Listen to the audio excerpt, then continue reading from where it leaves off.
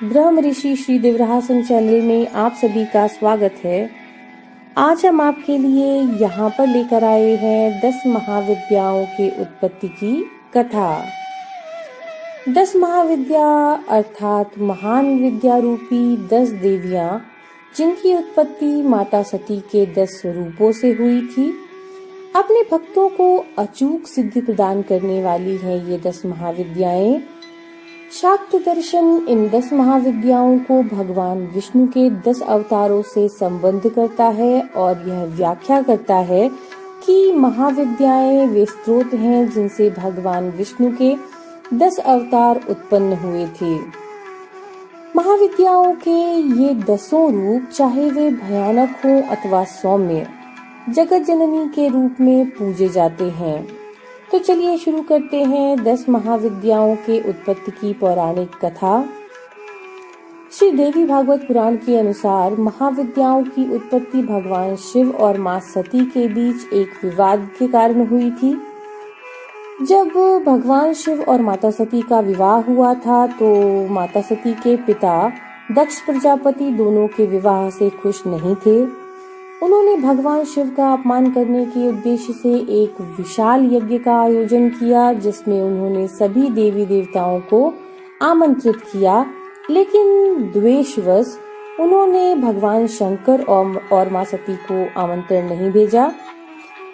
मां सती पिता के द्वारा आयोजित यज्ञ में जाने की जब जिद करने लगी तो उसे भगवान शिव ने अनसुना कर दिया। इस पर माता सती ने स्वयं को एक भयानक रूप में परिवर्तित कर लिया, जो महाकाली का स्वरूप था। क्रोध में मां सती ने भगवान शिव को अपना निर्णय सुनाया कि वे दक्ष के यज्ञ में जाएंगी ही, या तो वहां पर अपना हिस्सा लेंगी या फिर उसका विध्वंस कर देंगी। मां सती के इस स्वरूप को देखकर भगवान शिव घबरा गए और वहां से जाने लगे, किंतु अपने पति को डरा हुआ जानकर माता सती ने उन्हें रोकने का प्रयास किया और भगवान शिव जिस जिस दिशा में गए उस दिशा में मां का एक अन्य विग्रह प्रकट होकर उन्हें रोकता गया। हारकर भगवान शिव मां सती के सामने आकर खड़े हो गए और उन्होंने उन्हें यज्ञ में जाने की अनुमति दे दी। उसके पश्चात उन्होंने मां सती से पूछा, कौन है ये? तब मां सती ने बताया कि ये मेरे 10 रूप हैं।